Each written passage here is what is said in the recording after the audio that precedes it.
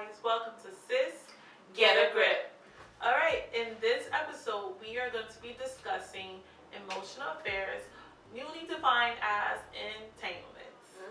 So we're going to start off by actually reading a quote that Stacey and I thought was extremely powerful, but also captured the depth of what we wanted to discuss today. So the quote is, "Why do we live in a culture where we feel like touching someone is more dangerous to a marriage than revealing your deepest secrets?" So, the reason why we chose this quote was basically because we live in a society, basically, if somebody has sex with somebody else, a sexual affair, it's they've done the worst thing, when actually in reality an emotional affair is a worse type of relationship to have, or affair to have. So we kind of want to just dive in deep. I'm sure at this point, if you haven't heard the term before, you're probably wondering what is an emotional affair. Or an entanglement. An entanglement. You guys know what entanglement is, but we want to dig a little deeper. Yes. So we are defining an emotional affair. Basically, the best definition that captures what we want to talk about today is an emotional affair generally starts innocently enough as a friendship. Through investing emotional energy and time with one another outside the committed or the marital relationship, the former platonic friendship can begin to form a strong emotional bond that hurts the intimacy of the spousal relationship. Wow. Want to simplify that for us? So for us, when we were trying to define it, we just realized that an emotional affair is an affair of the heart, where basically one is giving more of their emotions, more of their heart to someone that is not their spouse, husband or wife. So an example would be if my husband and I are together and I decide to go share my deepest, darkest secrets, and to rephrase that, darkest secrets are not something bad, Right. but the deepest part of yourself, the part that you think makes you who you are, I decide to disclose that to someone that's not my husband. I think that's where you have began an emotional affair. Okay, so we are actually going to go down into how one identifies that they're in an emotional affair. So this is interesting. We want y'all to, remember we said, take off your wigs, lose the bra, because we're about to talk about how to identify. So The first thing is frequent contact when you're not together. So this is an example you're not with this person, but you're consistently texting them. And I want the key word to be, it starts off as a friendship. No, you don't go and going, hey, I'm about to get into an emotional affair. Yeah. I'm going to emotionally cheat on my spouse. It never starts off like that. So it starts off as a friendship. Because we all have friends, right? I think you can have friends of the opposite sex. There's nothing wrong. But when it becomes an emotional entanglement, the friendship starts to, there starts to be more frequent conversations. So somebody used to check on every month, every 2 weeks, maybe every quarter. Now you're checking on them every week. And then soon it's every day. And now it's almost every hour. And now it's just in your phone, if they call you, it's they text Can I say something to Yes. that? Stacey actually just also brought up a point where when you receive a message or a call from that person, you automatically have a form of excitement or joy that you weren't currently having. Right. I firmly believe that your husband or your wife should give you that feeling and not a friend. Yes. That's my personal opinion. I also want to highlight something, that we are not condoning sexual affairs, right? Yes. Sexual affairs are still wrong. Right. However, we do strongly believe that emotional affairs are possibly even worse. Yes. Thank Equally or worse. Yes, equally or worse. Yes. And if you combine the two, just forget about Yeah, it. So frequent contact when you're not together. So you guys let's say hung out. One of the example I've been using, I keep saying, is a coworker, right? Because this is somebody that you spend a lot of time with outside, probably even more time with Monday Monday through Friday. Let's say if you have that kind of job frame, you're with this person More than 9 to 5. yeah. So like this is somebody, a coworker, and I'm not saying that emotional entanglements or affairs only happen with coworkers. This is like a broad. I'm just going to this as an example. So if you're after those hours, you still find yourself communicating frequently outside of that, and it has nothing to do with work. It has nothing to do with the area that you guys establish your friendship, which is like, let's say, work. Another thing is he or she, meaning the friend, becomes the first person you want to call when you have any news. That is a problem. Like I said, like the husband is the first person I call when I have good news or bad news. Like he is my gossip buddy. Like if I want to talk about someone, if I want to discuss something, like the first person I want to do that with is with my spouse. So if you realize that you have now jumped over your spouse to now wanting to have that conversation with the person you consider a friend, I think you should check that, because once again, who you get the joy from, your spouse or the friend. Right. Yeah. And I think this will be a good time to mention that we're allowed to have friends, right? And it won't be an emotional entanglement if it's not somebody you're attracted to, but in this specific example, we're saying off the opposite sex. So we're not saying like, let's say my husband and I'm like running and telling Gifty something, or confiding in Gifty, or even seeking counsel with Gifty of something for my relationship. That's not what I'm talking about. Like it's not a emotional entanglement in that way. And I keep pointing there like my husband's there. He's not. He was, but like a three-way. But like if it's me, my husband, and like a male, then it becomes, and that in that sense, I'm entangled with this other male. Yeah. Want to do the next one? Yes, I do. This person takes over your thoughts, and I think this is very big, because it's one thing to have a friend that occasionally crosses your mind, like, hey, I wonder how so-and-so is doing, but like to be like, not even to be like, because I think if you're in an emotional affair, you're not saying this out loud, but in your thoughts, in your deepest, darkest of thoughts, you're thinking about this person. They cross your mind often. You wonder what they're up to, what they're doing. You wonder if they're like, they think they're thinking about you. You're so engulfed in who they are, what they're up to. Like, let them live their life, and you worry about like kind of like building your relationship. And it could be a marriage, it could be like boyfriend, girlfriend. Like this applies to all relationships. Yeah. This is just hits home. So I'm just gonna keep going. It says you believe this person really gets you, and I just pause on this, right? Because who should get you better than your partner? It's true. And I think I just pause on this. A benefit of the doubt, because I think people need to realize that it's so gradual in an emotional relationship. Like, you don't even know. So like this is that coworker that be like, oh yeah, you get it, and it's not. I keep saying coworker. I know I said coworker a million times, but please bear with me. This person that you're like, oh, the moment they say something, like, yeah, you get me. Like I've been trying to get my husband to understand that for years, or like maybe it's a thought. Like you probably had a disagreement with your husband, and they gave you like an answer you probably necessarily wouldn't want. You bring the situation to this other person, and they're like, oh yeah, no, it makes sense what you said, and you're like, yes, exactly. And it starts off a little like that, and you're like, oh, this person really understands. This person is like really gets me. And it could be that the person gets you, but then at least as that, it shouldn't be like every other time now you're like, I gotta go find this person because that's the only person that gets me. Then at this point, like, you've crossed the line. You have crossed the line, because why are you not confident in your spouse? The next one is that you discuss very personal topics, such as the problems in your current relationships. This is a no-no. Yes. You crossed it. You more than crossed the line. At this point, you're swimming. You've gone. I think this is a no-no, because at this point, you're letting someone see your spouse in a negative light.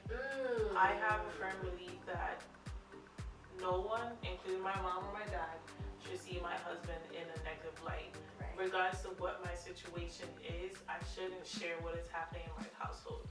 So if you cross that line and decide to share that with this person that you feel like gets you and they're close to you and all these things that in your head is great, Yeah. and now you're dimming the light on your partner to this person, is a wrap. You just, as Stacey said, you swimming, and hopefully you don't drown. Yeah, and I love it. I love it. Don't you got entangled. So, and I actually don't even think it's fair to yourself, because what can this person do with this information? Let's say that the emotional affair, so to say, is just one way. Like, you have emotionally fallen for this person, but this person probably, for them it's a platonic relationship, and they're just there to just hear you, or even vice versa. They like you, so, and you think it's platonic, but they're taking this information and they're running with it, like, yes, it's going bad. Now they're wishing like bad on your relationship with hopes that they might even get a chance to be with you. Yeah, it's messy. It's a messy arena, and like I said, I hope you don't drown. Yes. Because you are far in the ocean at this point. yes, Ocean of the emotion affair. yes. Like, you don't got no life jacket. You wildin'. Like, another point is that you frequently compare your spouse to him or her. Nope. And no. all of these are no-nos, but I think the more we discuss them, just like, nope. No one, like I said, like, no one should be, you shouldn't be that good to me that I could even think to compare you to my spouse. That's just it in my head. You should never be. Like, that friend should never even level up Yeah, that's right. to your spouse for you to even say, like, well, this person does this and this person doesn't. Like, for me, that's just boundaries crossed in so many ways, because, and then if you vocalize that, Lord have mercy, you have really crossed the line and you've hit the wall of no return in emotional affairs. Like, I don't know how else to explain that. Like, it's just that. You're far. What's that movie with Lost at Sea? Something like that. Like, you're gone. Gone. And sometimes you could be gone by yourself, as Stacey said, right? Like, if the person doesn't see you in this light, then you've really given a lot of yourself and now a lot of your partner to this person who, one, didn't deserve it, but also doesn't see you in that same, like, eye view or that eye lens. So. And I actually want to add, I think that we're not saying that each of the, like, all of these collectively make an emotional affair, right? So, like, let's say you're confiding in somebody, and you, like, it starts off very platonic. You're like, oh, this person gets me, so because they get me, let me disclose, let's say, this about my husband to them, my husband's weakness, or like let me just compare. So, like, if you're talking to someone and this person's like an embodiment of everything you want, wow, he totally gets me. Now your husband is doing something, like, you're like, why couldn't he be more like so and so? And it's like, whoa, like, at that point, even if you've had that thought, you need to check yourself. Yeah. Because you're swimming pretty close. That's you need to just bring it all together and really think, like, what made me think that it's okay to wish that he or she was like this person. Yeah. Emotional affairs. Okay. She made that song up, guys. Oh my gosh. I sang it and I just need to give it up. You compare yourself frequently to spouse. The next thing is that you spend a lot of time together. And I had given this example, like, your coworker, you spend a lot of time. It's not just the coworker, but, like, you work, let's say, a 9 to 5 shift, and you're with this person all the time. You spend a lot of time together, but then you're also making time outside of that. Oh, let's go to happy hour together. Oh, what are you doing this Saturday? Let's do, no, not in that voice, but let's do this, let's do that. And it's like, hey, like, Monday through Friday, 9 to 5 is enough. You need to be spending Friday evening, Saturday, Sunday with your spouse. And heck, if you're at work, you need to be checking in on your husband or your wife or your girlfriend or your boyfriend. Like, why is it, like, all about this person? So I think time is money, but time is also your relationship, and, like, you need to choose who you want to give that to. Yeah, I heard something where people say, like, you make time for who and what you want. This is a perfect example of that. Like, if you've been allotted 24 hours in a day and you decided to spend 23 with your friend and not your spouse, and one of that hour was only dedicated to your spouse, yep, you've crossed the line. I just don't know how to say that, because like, I just view marriage as very sacred, but also like marriage as a point of continuing to build a friendship, continuing to build a relationship. So marriage is something you work on every single day. So therefore, if you've decided to take a part of that day to give to someone else, I think you crossed it. And not just marriage, right? If you're courting, if you're dating, like all those things, like it's a conscious decision. My husband always says like love is a choice. Yes. So you choose what you want to do in that relationship. You could choose to spend a lot of time with your friend, or you could choose to spend a lot of time with your spouse. Absolutely. So, guys, swimming in deep waters, man. Swimming in deep waters.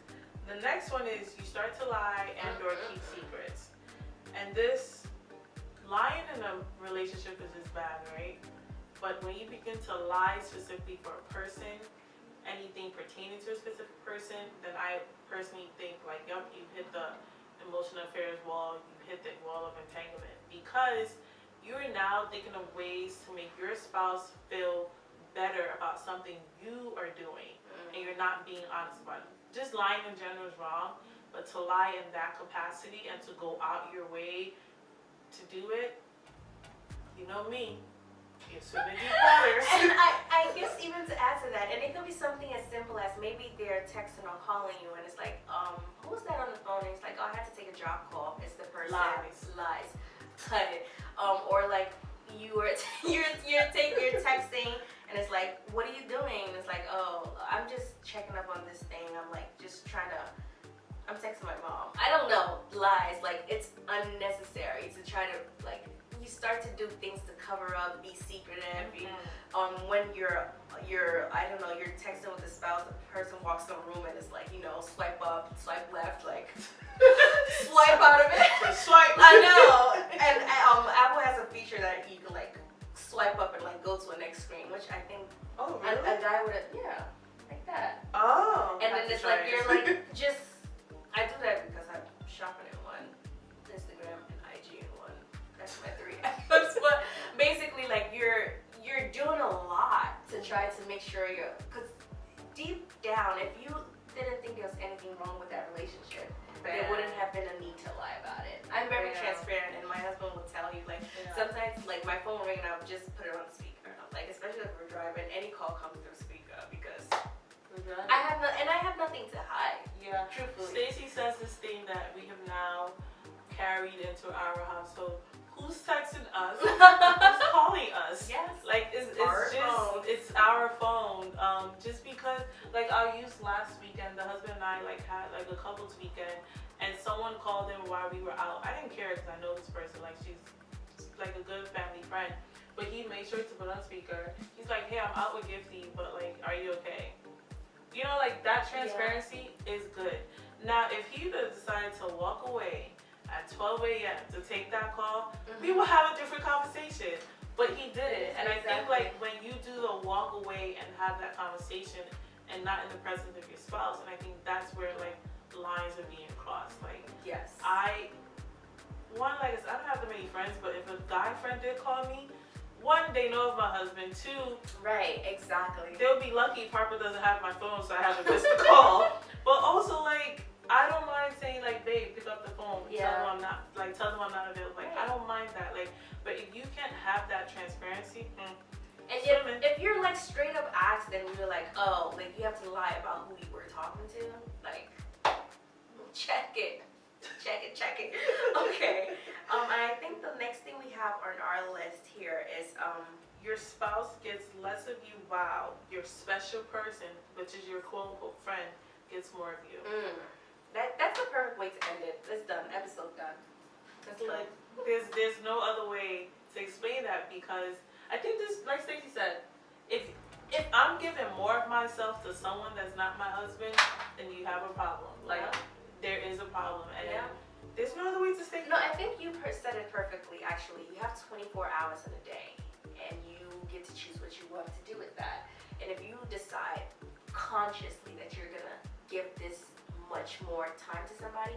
In a platonic friendship, if somebody needs your help, you're gonna allocate more time to that, obviously, but it's not a everyday ongoing thing, and it's not to the same person 9 times out of 10. It's like different people, because like if how bad does someone need something every single day? Every single day, like at that point, do you need to hook this person up with like somebody? Yeah.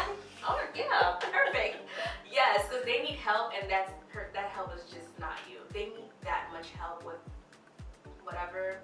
Yeah, a counselor. Yeah, is the best way to go about that. So I guess we also want to also give advice if you see yourself in this, because it's easy for us to like name like, oh, you're in an emotional affair, but what if you are in an emotional affair and you do have a partner accidentally, right? Like the first thing we want to say that like your partner should be aware of these conversations happening between you and the other person, but also be clear to set boundaries with that person. I am a firm believer in boundaries. Yes. Like, I don't know how to say that. I believe firmly in boundaries. I believe that my husband's friends are not my friends. Not in the sense that I don't like them, right, but I would not call them. Right. Vice versa. Like, I just firmly believe in boundaries, and I believe in respecting boundaries as well. The next thing that we want to add is that everybody has the potential to fall. So like, I don't think, and I think we said that earlier, you're not intentionally going in here going, hey, I'm going to have an emotional affair. Like, everybody's subject to fail, because people are needy, people like attention, people like feeling love, people like feeling comforted. So like, people, I think it's human nature to gravitate towards where you're getting that, which unfortunately in some incidents, people don't even realize that it's happening. So when you do realize that it's happening, I think that the best thing to do is just be mindful and, like she said, setting boundaries. Like, maybe we can talk all we want, but when I get home, like, no calls after 8. Like, if you call me at 8, just know that maybe I won't pick up. Or like if they call once or twice at 8, be like, hey, like when I get home, like that's usually my family time, so like I'm uncomfortable talking. Like, set that boundary when it happens in the first place. Because I think that some guys and some girls that will test that, like test your relationship by coming to kind of see how far they can be, how far they can be relevant to you. So like, you as the receiving end of like maybe an emotional affair should kind of be like very guarded and saying like, hey, like no calls after 8, like I'm sorry, but like, you know, or if you call, like let it go to voicemail, because they know that once or twice, like if I call this person after 8, I'm not gonna get them. Perfect. I also think another thing is just being very honest with yourself, right?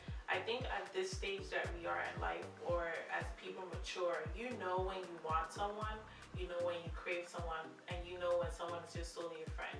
Be honest with yourself and say, I have feelings for this person, I'm desiring, like whatever, right? Be honest in that sense.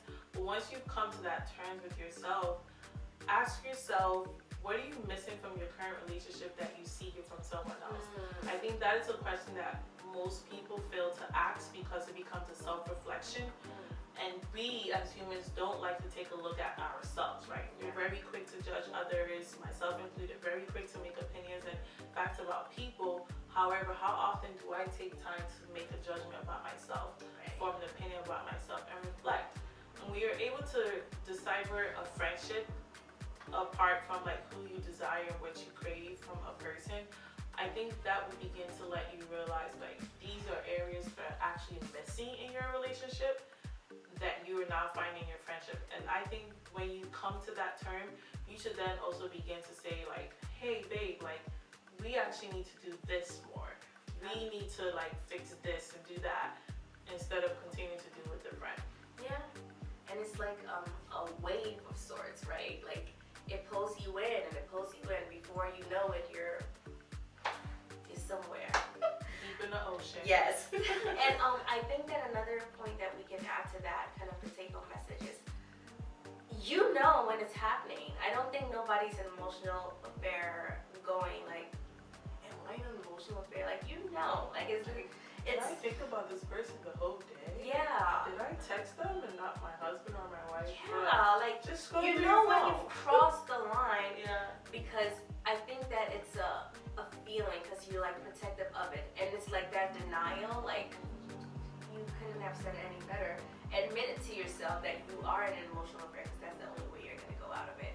And I know I can understand that it seems exciting and it seems like something that you want to pursue, because again, it's that missing factor that you mentioned, and you want that comfort, you want that I don't know, that kind of somebody who understands you, like we had mentioned earlier. But you want that you're not getting from your partner, right? So you think. So make sure that you can have that conversation. This can shine a light on those real conversations that you need to be having with your spouse. Can I just throw something in there? Yes. Like, also be mindful, right? I never understood when people would say that's like the grass is not green on the other side. Don't risk it all for a message. Like, don't risk it all. Like, for me, it's never worth it. Yes. Right? Like, God forbid if I ever did anything remotely to that, I'm risking my family. I'm risking myself as a child of the kingdom. Like, I'm risking it all for someone that might not even give half of what my husband's giving me. So, like, don't risk it all thinking you're going to get something from this person, because you just don't know. Yeah. Right? You're just leaping and hoping on faith that this person will give you what they were giving you at the moment all the time. Like, these things tend to be fun, like, oh, like the adrenaline rush, but at the end of the day, think about your family. Think about like your place in the kingdom. Like, when we did marriage counseling, they firmly told us that like marriage on earth, it's a practice run for marriage in the kingdom to God. So if I couldn't do it on earth and I decided to have an emotional affair, what makes me think I could do it to get to heaven? What makes me think I could be consistent and faithful to God? And that's just how I look at it. So like, just don't risk it all. It's not worth it. It's not worth that it. life jacket that you think is gonna save you from drowning. I love this ocean I analogy. love it too. Like, it's really not. You're gonna drown. Yeah. And like, we just don't think it's worth it. Yeah. And the last thing, and I think Stacey and I always say this, like, pray. Yes. When in doubt, pray. Because I feel like lead us not into temptation. Like, it is a tempting place to go, right? Because again, that comfort. But again, what's at stake? Is this worth it? Is this a good reflection? You really need to pray to God to give you a sense of discernment. And sometimes it's very difficult to let go of emotional entanglement, right? Especially when you feel like you have so much, you have like, it makes you feel better. Nobody likes to give up the things that make them feel good. Like, she never wants to give up Cold Stone. Right? What? I don't know. You're an emotional entanglement with a Cold Stone. You need to figure that out. But like, it gives you comfort, and I understand that. But like, I think the prayer is for discernment of like, I know this is not good for me. God, I need your strength to break away from this. I need your strength to really keep me out of trouble. I know this is going to cause my marriage down the line. I know if my partner finds out, this is going to be bad for us. Like, it's going to cause chaos. Like, it's just not worth it. But for whatever reason, if you can't like seek heavenly counsel, and I think that when all else fails, I think that the goal is to pray. One more thought. This just gets juicier and juicier. Juicy. Now, if you are the partner that has now learned that your spouse has had an emotional affair, I also think it's very wise to hear them out and understand why. Like, I know in the moment, especially as females, like, we're not trying to hear like, you did this and I'm not trying to hear it. I get it.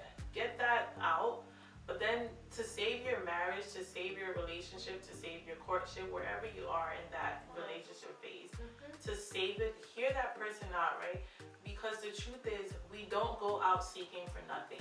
Right. The homeless man doesn't go out digging in the garbage for nothing. They're looking for something, right? And that's just like that's human nature. We're all desiring something. After you got your emotions out, please take the opportunity to listen to the person, because the truth is, they really may be needing something that unfortunately you weren't given to them. Yeah. So that's our 2 cents today. Emotional affairs and entanglement. So I think that this episode is a little bit it's tough. It's a tough conversation to have, right? So we want to actually open up our Instagram, our email addresses. If you guys have any further questions, things you might want to know, like maybe we could throw questions to see some situations that you might have had that you are okay with sharing with us, just so we can also work, because I think it's always a work in process. Like, we can always learn from one another, and that's what this grip is all about. Yeah. So as always, thank you for watching Sis, Get a Grip. Don't forget to like and subscribe to our YouTube page, our Instagram page. We are also on Spotify, iTunes. We're everywhere. So just Google search us and we'll pop up. Yes. Thank you guys, and as always, we appreciate you.